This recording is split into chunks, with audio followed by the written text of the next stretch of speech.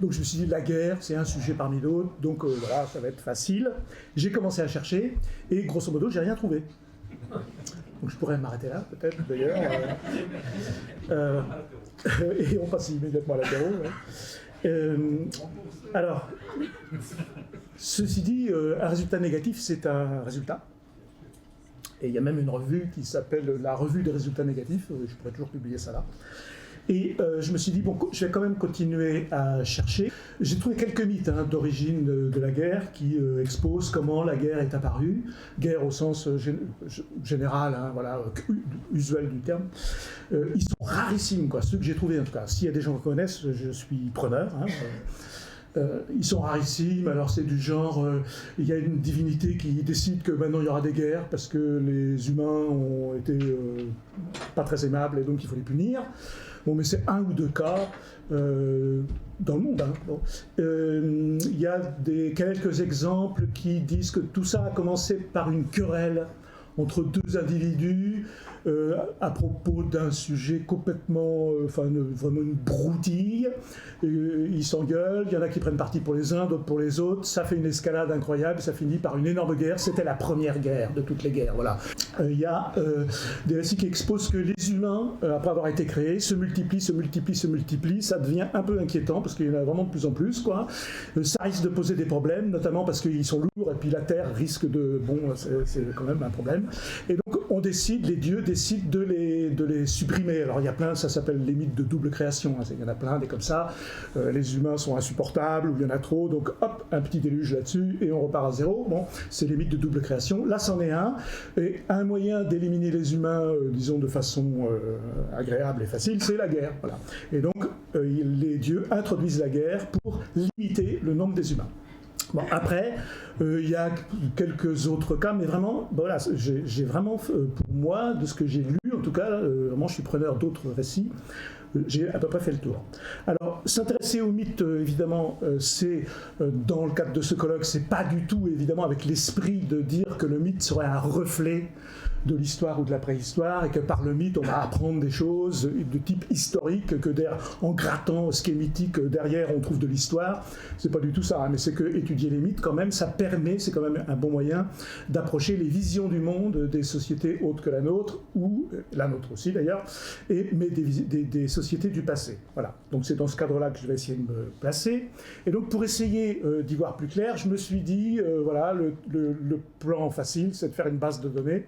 Je vais faire une base de données sur les mythes d'origine de la guerre, très peu, mais qui causent de guerre. Et donc j'ai fait comme j'ai fait d'habitude, voilà, c'est une des fiches de la base de données en question. Dans une des entrées, je reproduis le mythe tel qu'il a été publié dans la langue originale utilisée, avec la source, pour toujours pouvoir vérifier, la traduction, en général aussi, quand c'est des langues, qui ne sont pas la mienne, la localisation selon la source, alors ça peut être un lieu précis, ça peut être une ethnie, mais en tout cas il y a quand même une localisation grosso modo.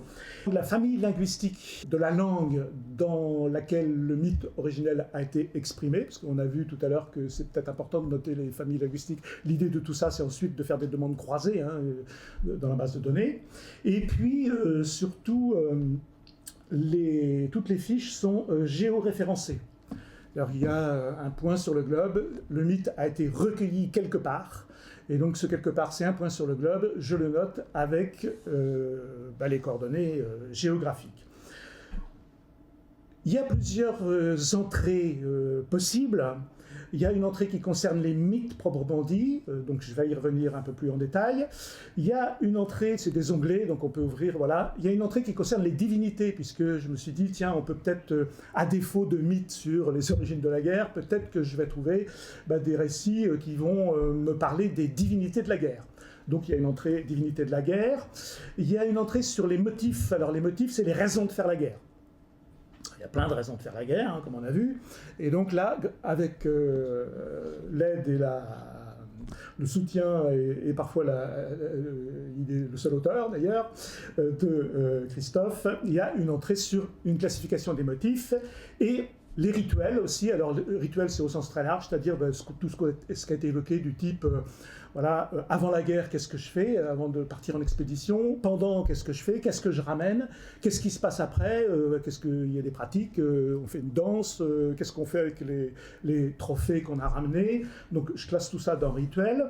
Et une entrée typologique, et donc là, l'œuvre de Christophe, que je lui laisse, je pense qu'il en parlera plus tard. L'idée de ça, alors c'est d'avoir un outil de travail pour moi et pour nous, mais l'idée de ça, idéalement, c'est de mettre à disposition ce genre de choses sur quelque part sur Internet, pour que tout le monde puisse nourrir ce type de base de données et que tout le monde puisse l'utiliser. Pour le moment, on n'a pas trouvé le moyen vraiment efficace pour le faire, efficace et si possible pérenne. Parce que, évidemment, traiter de la guerre dans les mythes, disons dans le monde entier pour commencer, ça fait vraiment beaucoup, c'est trop pour un seul, et ça ne peut être qu'un travail collectif. Hein. Donc j'en ai bien conscience, là ce que je vous présente c'est une espèce de brouillon général, mais l'idée ce serait que, si possible, tout le monde puisse participer à ce travail, puis on verra ce que ça donne. L'intérêt de faire des bases de données, c'est de faire des requêtes croisées, et aussi, comme les données sont géoréférencées, c'est de faire des cartes. Alors, pour ce qui est des trophées, le travail il est en cours. Là où il est le plus avancé, c'est pour l'Amérique. Et donc, on peut commencer à faire des cartes pour ce qu'il en est en Amérique des trophées. Et, par exemple, voici les endroits où sont attestés ce qu'on a appelé la chasse aux têtes, on peut dire la cueillette des têtes, enfin bon, il y a toute une série de... Voilà, ramener une tête de l'ennemi pour ensuite pratiquer des rituels, bénéficier de sa puissance, etc. Voici où c'est localisé en Amérique, et on voit, j'ai pas fait les cartes de chaleur là, avec les zones de plus haute densité, mais la plus haute densité se trouve en Mésoamérique, et puis un petit peu dans le nord-ouest de l'Amérique du Sud, mais là il y a vraiment une très forte densité. Et ça rejoint des hypothèses qui ont été publiées par des chercheurs qui se sont intéressés à ça et qui supposent une origine, disons, grosso modo mésoaméricaine, avec ensuite une diffusion vers le sud et vers le nord, le long notamment de la côte nord-ouest. Alors on peut rajouter ensuite tout ce qui est attesté dans la littérature comme trophée. Donc il y en a qui ramènent pas la tête, mais simplement mandibule. Il y en a qui ne ramènent pas la mandibule, mais qui ramènent juste les dents. Hein. Donc ça modifie pas, ça modifie la carte vraiment à la marge. Il y en a qui ramènent la coupe crânienne, c'est-à-dire, hein, voilà. Et ça, c'est déjà une modification qui nous tire un petit peu plus vers du côté de l'Amérique du Sud. Et quand on rentre le scalp, là, la carte change complètement. Ah, on a vraiment une énorme masse de documents. Il faut savoir qu'à cette échelle, je précise, à cette échelle, un point peut représenter pas mal d'attestations, hein, parce qu'évidemment, la grosseur de mes points, là, ça fait quand même pas mal de kilomètres carrés, et un point peut réunir tout un ensemble de petits groupes. Donc là, on a un énorme poids qui apparaît d'un seul coup en Amérique du Nord, et c'est en fait le résultat de la colonisation. On sait que c'est au XIXe siècle que la pratique s'est généralisée grâce aux colons, qui ont beaucoup pratiqué. Et puis je rajoute voilà, les mains, les gens qui ramènent les mains, et les gens qui ramènent les doigts, bon, c'est un petit peu à la marge, ça ne modifie pas grand-chose. Alors, j'en tire pour le moment aucune conclusion, parce que le travail il est en cours, mais ce genre de choses, il me semble que faire des cartes à partir d'une base de données sur des thèmes comme celui-là, ça permet pas forcément de donner des réponses, mais ça permet de poser des questions que peut-être on n'aurait pas pu se poser autrement. Les divinités de la guerre, même chose, je me suis dit, tiens, je vais récupérer tout ce que je peux trouver comme divinités de la guerre. Ça, c'est assez facile, parce que vous avez beaucoup d'encyclopédies, de dictionnaires spécialisés, soit par région, soit même des dictionnaires généraux, des gens qui ont déjà fait beaucoup d'inventaires, et puis après, il y a des outils qui sont très utiles pour ça. Alors, je ne rentre pas dans le détail, mais vous avez des grands répertoires, comme le répertoire de Thomson, qui c'est l'index des motifs de la littérature orale. Ça fait 5 volumes pour l'index, et il y a un index de l'index qui est le 6e volume. Donc là, c'est une énorme documentation mondiale. Vous avez la base de données de Yuri Bereskin. Yuri Bereskin a dépouillé 50 000 mythes du monde entier, en les classant par thème, c'est aussi assez facile de s'y retrouver. Donc on a énormément de documentation. Je reviendrai peut-être plus tard une petite remarque sur les biais de documentation possibles. Mais en tout cas, pour ce qui est des divinités de la guerre, c'est assez facile de faire une carte du monde des dieux de la guerre. Alors voici ma carte des dieux de la guerre dans l'état actuel des choses. Je rappelle qu'un point, ça peut être pas mal de petites attestations très proches les unes des autres, mais à cette échelle, ça va faire qu'un seul point. Plutôt que d'utiliser cette carte qui est la projection de Mercator, je préfère utiliser la projection de Peirce que vous voyez à droite. Vous n'avez peut-être pas trop l'habitude de voir la projection de Peirce, mais en fait, on s'habitue très vite à la lire, puisque voilà, Amérique du Sud, vous avez l'Australie qui est là, vous avez l'Afrique qui est là, et l'Amérique du Nord qui est ici. Donc, une fois qu'on a appris à la lire, voici ce que ça donne. C'est la même carte que la précédente, et ça, ce sont l'ensemble des dieux de la guerre. Et je me suis dit, bon, très bien, maintenant, qu'en est-il des déesses? Voici la carte des déesses de la guerre. Ensuite, les dieux et les déesses, voilà, et on voit qu'on a des zones, une zone d'extrêmement haute densité, Méditerranée et puis Eurasie extrême occidentale, et puis des zones de moins grande densité, mais quand même très très denses, Mésoamérique et puis Polynésie. Et puis des zones où il n'y a rien. Australie, il n'y a rien. Afrique, il y a très peu de choses. Amérique du Sud, il y a très peu de choses, à ma connaissance. On voit que là, visiblement, même si la documentation était complète, là, il se passe quelque chose qui n'était pas visible, je pense, avant de faire la carte. Ça permet en tout cas de le visualiser. Et je pense que ce n'est pas dû à un biais de documentation, parce que là, en encart, je vous mets la carte de toute la littérature consultée pour fabriquer la carte précédente. C'est-à-dire que s'il n'y a rien en Afrique, ou très peu de choses en Afrique, c'est certainement significatif, parce qu'il y a beaucoup de documentation en Afrique, pareil pour l'Amérique du Sud, pareil pour voilà, beaucoup d'autres lieux du monde, où on ne trouve quasiment pas de divinité de la guerre.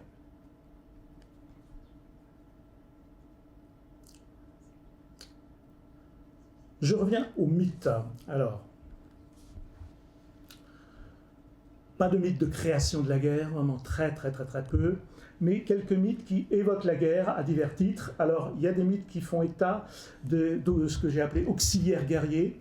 Alors, c'est notamment tout ce qu'on a classé, les mythologues ont classé sous le terme dioscure, c'est-à-dire très souvent, c'est généralement des jumeaux. Et quand il y a une guerre, il y a des apparitions, des êtres surnaturels, non humains en tout cas, qui apparaissent et qui soutiennent un des camps et puis qui l'amènent à la victoire. Très fréquemment, dioscure, alors évidemment c'est dans l'Antiquité, mais le terme est utilisé dans le monde entier parce que des dioscures, il y en a partout, dans toutes les cultures où il y a des guerres, apparemment on trouve des dioscures, c'est-à-dire des jumeaux qui apparaissent et qui soutiennent un des deux camps. Donc ça, c'est un des grands thèmes mythiques. Il y a les guerres fondatrices, dont je reparlerai, c'est-à-dire qu'une guerre dont on ne connaît pas la raison se termine par une fondation notamment d'une ville. Il y a les guerres eschatologiques, c'est-à-dire les guerres qui, c'est pareil, on ne connaît pas forcément la raison, il y a une guerre, mais cette guerre aboutit à une fin du monde. Une fin du monde qui peut être en même temps le début d'un nouveau monde. Et puis j'ai noté la guerre des vents, dont je reparlerai sans doute. Et puis voilà, il y a des guerres comme ça qui sont mentionnées dans les mythes, sans qu'on ait forcément la raison d'être. Il y a une guerre, voilà, on vous explique qu'il y a une guerre, après on vous raconte la guerre. Et ce qui est important, et c'est ça qui me semble, j'anticipe sur la conclusion générale, ce qui me semble important, c'est que on vous dit pas, on vous dit rien sur, dans les mythes, on vous dit rien sur l'origine ultime de la guerre, du phénomène guerre. On vous dit rien sur le démarrage de telle ou telle guerre, quand il s'agit des guerres mythiques, notamment de fondation par exemple. Mais ce qui est important, c'est ce qui se passe à la fin. C'est la fonction de la guerre. Pourquoi il y a eu une guerre? Parce que ça se termine comme ci, comme ça. Ça se termine, il y a la création d'un nouveau monde, il y a la création d'une nouvelle cité, il y a une fondation, etc. Alors, il y a tout ce que les antiquisants hellénistes ont appelé les machies. Alors, les guerranomachie, des termes qui servent à nomachie, parce que c'est un terme qui vient du grec makia, qui désigne le combat. Il vient du verbe makestai qui veut dire combattre. Et vous avez toute une série, alors c'est un peu une manie classificatoire, hein, des gens qui ont séparé ces histoires. La guerranomachie, c'est la guerre contre les grues. Alors je reviendrai, il y a toute une littérature sur la guerre des pygmées contre les grues. Vous avez la centauromachie, la guerre contre les centaures, la gigantomachie contre les géants, titanomachie contre les titans, théomachie, la guerre entre les dieux, ou contre les dieux, theriomachie contre les animaux, amazonomachie contre les Amazones, et puis il y en a d'autres, hein, ça c'est une liste qui n'est pas limitative, vous avez la batrachomyomachie par exemple, qui est la guerre des grenouilles et des rats. Alors, mais je vais parler un tout petit peu de la granomachie parce que ça fait partie des sujets qu'on a étudiés avec Julien Duy. La guerre des pygmées contre les grues, c'est quelque chose qui est attesté en Grèce ancienne, d'où le nom de granomachie, hein, c'est du grec, bon. Et en fait, on s'est aperçu, en creusant un petit peu la littérature, que outre la Grèce ancienne, c'était attesté en beaucoup d'endroits, notamment en Chine, en Amérique du Nord, en Amérique du Sud, pas en Australie à ma connaissance, et pas en Afrique à ma connaissance. Et ça a posé question depuis très longtemps. Lévi-Strauss s'est penché là-dessus, beaucoup d'autres auteurs, Mathieu pour la Chine, etc. Comment se fait-il que ce récit présente cette carte de répartition, sachant que le récit, c'est... Déjà, il faut trouver l'idée quand même. Hein. Y a un peuple de pygmées, de nains, qui sont régulièrement attaqués par des grues. Bon. Disons que ce n'est pas le truc qui tombe complètement sous le sens. Et en plus, quand on regarde l'histoire, que je n'ai pas le temps d'analyser, on l'a fait avec Julien dans un article, dans les hommages à Bernard Sergent, il y a plein de détails qui sont encore plus étonnants. Notamment, il y a le fait que les nains n'ont pas d'anus. Et on trouve ça partout. Ils n'ont pas d'anus, et donc ils ne peuvent pas déféquer, c'est un problème. Et ils ne savent pas comment faire pour déféquer. Et il y a un voyageur étranger qui un jour arrive au pays des nains. Donc il voit que les pauvres, ils sont attaqués par des grues qui sont beaucoup plus grandes qu'eux, et puis ils n'arrivent pas à s'en défaire. En plus, ils ont un problème de défécation. Et donc lui, il combat pour eux, il apparaît à leurs yeux comme un géant, il combat les grues, et il vainc les grues pour eux, et il leur perce l'anus.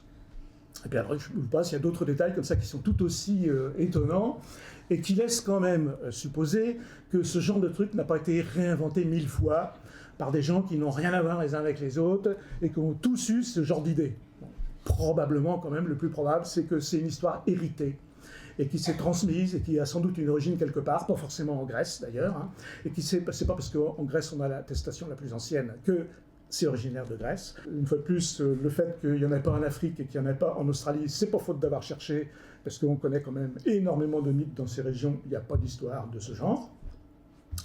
Et avec Julien, on a fait la phylogénétique de cette histoire, et on s'aperçoit que, selon toute probabilité, ça confirme l'idée qu'il y a une origine unique, et que ce récit s'est diffusé en suivant le principe de la descendance modifiée de Darwin, c'est-à-dire qu'il s'est transmis à l'identique, mais avec à chaque fois des petites différences qui permettent de faire une analyse phylogénétique.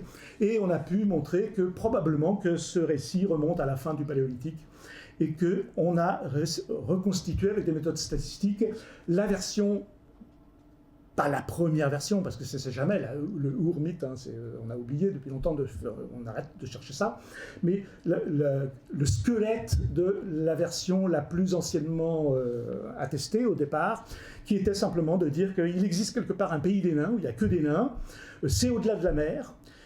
Ils ont pour ennemis des oiseaux migrateurs, alors ça peut être des grues, mais ça peut être d'autres oiseaux que des grues, ça peut être des cigognes, etc., qui les attaquent régulièrement.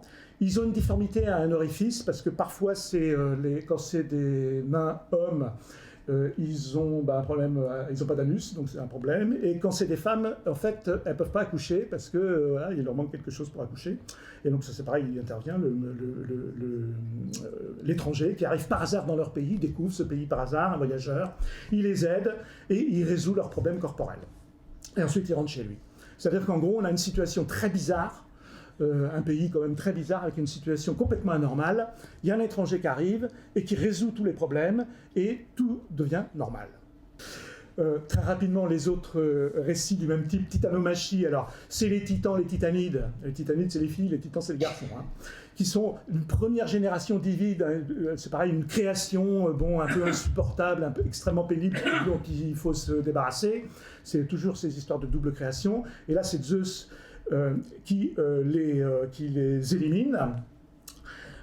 Il y a la gigantomachie, pareil, on a des géants qui sont absolument insupportables, qui font bêtise sur bêtise, il faut s'en défaire.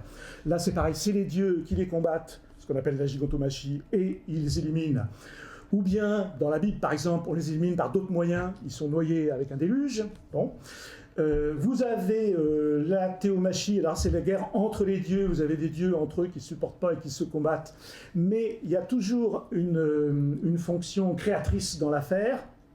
Que vous preniez, par exemple, Marduk et Tiamtu, ou Baal Yam, etc., c'est toujours des dieux, c'est pas des petits dieux genre le dieu de la varicelle, hein, c'est voilà, le dieu de la mer, et l'autre, on suppose que c'est aussi un dieu qui a une échelle cosmique, parce que Marduk fend Tiamtu en deux, les deux parties sont séparées, il y a une partie qui devient le ciel, l'autre partie qui devient la terre. C'est-à-dire que là, c'est des histoires qui sont du coup, qui ont un niveau cosmique, c'est des histoires qui relèvent de la cosmogonie. L'affrontement, la guerre, dans ces trois cas-là, c'est un affrontement cosmogonique, c'est-à-dire qui aboutit à une création qui n'est pas une création d'un petit détail du monde, hein, c'est une création vraiment à l'échelle cosmogonique. C'est un épisode liminaire de la cosmogonie, c'est quelque chose qui, quand ça ne relève pas de la cosmogonie, ça relève de la mise en ordre du monde.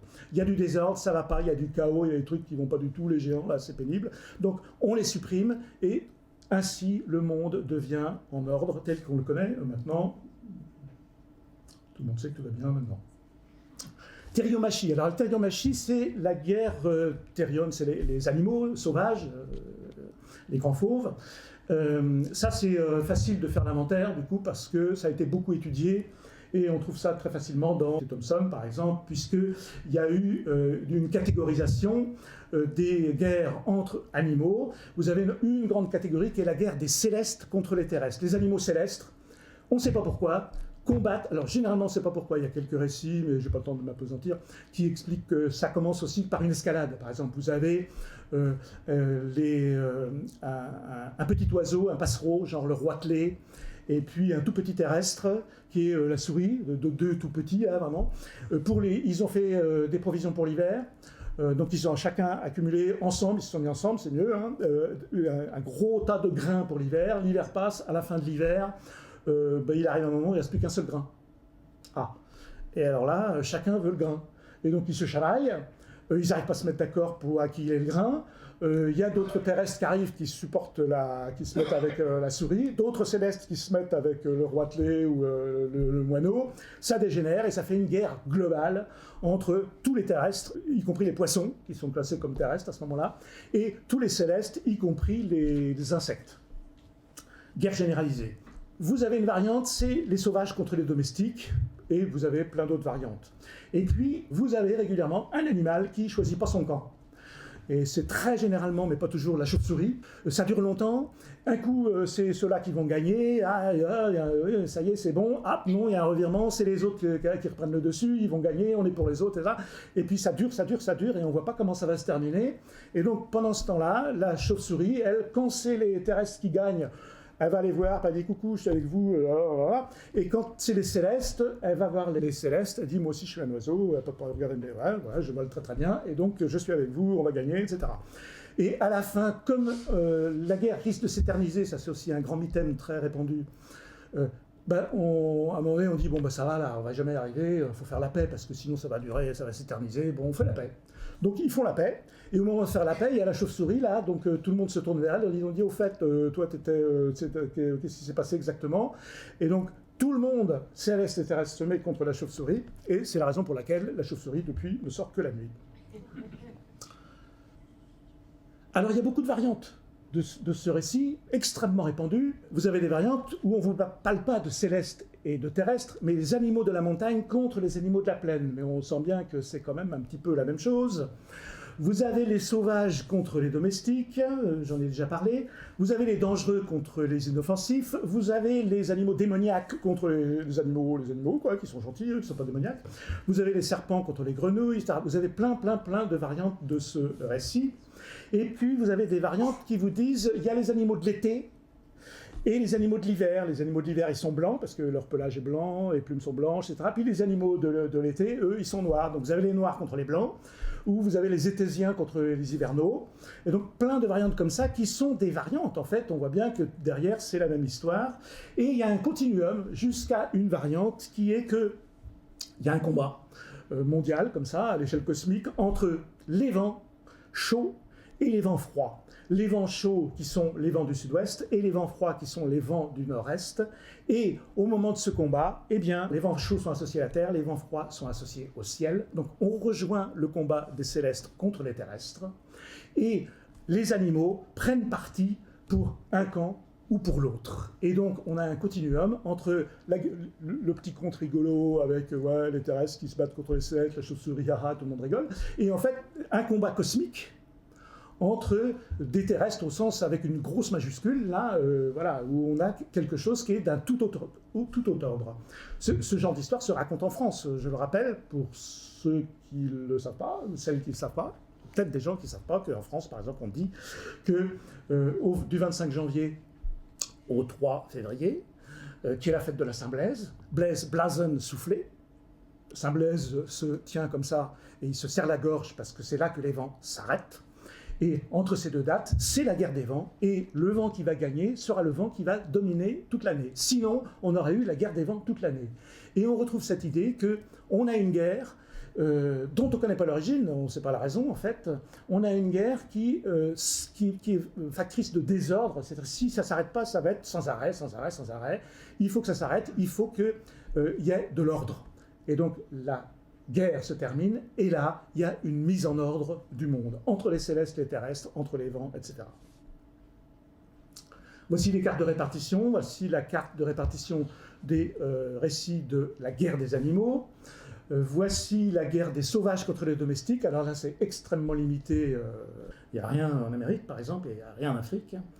Et puis, voici les attestations de l'animal qui ne choisit pas son camp. Alors, l'animal qui ne choisit pas son camp, donc la chauve-souris, on a dit que, et c'est assez probable dans bien des cas, que c'est les missionnaires, en fait, qui auraient répandu cette histoire, parce qu'elle était forcément connue, dans la mesure où Ésope la raconte, et dans la mesure où Ésope a été extrêmement traduit dans des tas de recueils médiévaux et à la Renaissance, et que cette histoire est passée dans les recueils d'exemplaires. Vous savez, les recueils d'exemplaires, c'est les recueils qu'utilisent, des recueils de contes, en fait, qu'utilisent les missionnaires et les prédicateurs en général quand ils sont à court d'inspiration. Qu'est-ce que je pourrais leur raconter? Alors, j'ai prévu de leur parler de la fidélité ou de la gourmandise, je ne sais pas quoi, un truc comme ça. Qu'est-ce que je pourrais raconter? Parce que c'est mieux de raconter une histoire que de faire la morale. Hein. Faire la morale, ça ne marche pas. Raconter une histoire, ça peut marcher. Donc, on cherche dans les recueils d'exemplaires. Et cette histoire a probablement été racontée plein de fois par des missionnaires, des prédicateurs, pour illustrer la moralité qui saute aux yeux à la fin de l'histoire. Oui, d'accord, c'est extrêmement probable, mais ce n'est pas forcément la seule explication possible, parce que ici, vous avez une petite série d'attestations à Samoa. Et l'animal qui ne choisit pas son camp, c'est pas la chauve-souris, c'est l'holothurie. Vous avez déjà y pensé? L'holothurie, pourquoi l'holothurie, qu'on appelle aussi concombre de mer? Parce que l'holothurie, dit-on, a deux bouches, ce qui fait de l'holothurie un animal idéal pour tenir un double discours. Et si c'était les missionnaires qui avaient rapporté l'histoire, je pense que la chauve-souris aurait été conservée parce qu'il y a des chauves-souris là-bas. Non seulement il y a des chauves-souris, mais il y a un dieu de la guerre, il y en a même toute une série de dieux de la guerre qui ont la forme d'une chauve-souris. Et en plus, il y a même un dieu de la guerre qui a une forme de chauve-souris, qui apparaît en tout cas, qui peut se manifester sous forme de chauve-souris, mais un des noms de ce dieu de la guerre, si on le traduit, il veut dire celui qui vole d'un côté et de l'autre. Exactement comme fait la chauve-souris qui ne choisit pas son camp. Donc là, je pense qu'on a peut-être pas une influence des missionnaires, et que si l'influence des missionnaires est certainement probable en plein de cas, c'est pas si évident, et je pense que là, l'étude reste à faire. J'ai pas de religion sur l'origine possible, etc., et je ne sais pas trop expliquer cette répartition. Voilà. En tout cas, ce qui me semble, après ce petit tour rapide, c'est que l'origine de la guerre n'est pas donnée dans les mythes, ni l'origine de la guerre en général, ni très souvent l'origine des guerres. Il y a une guerre, voilà, c'est tout. Il y a la guerre, c'est tout. Et il y a telle ou telle guerre, c'est tout. On ne sait pas pourquoi, trop, voilà. Après, on sait qu'il y a deux camps, et on peut intuiter, si on veut, des trucs, mais c'est pas au début de l'histoire, on ne vous raconte pas les raisons qui font qu'une guerre apparaît. Et ce qui est important, il me semble, c'est l'intuition que j'ai après avoir fait ce premier tour d'horizon, c'est que ce qui est important, c'est la fonction de la guerre. Et que la fonction de la guerre, c'est organiser le monde.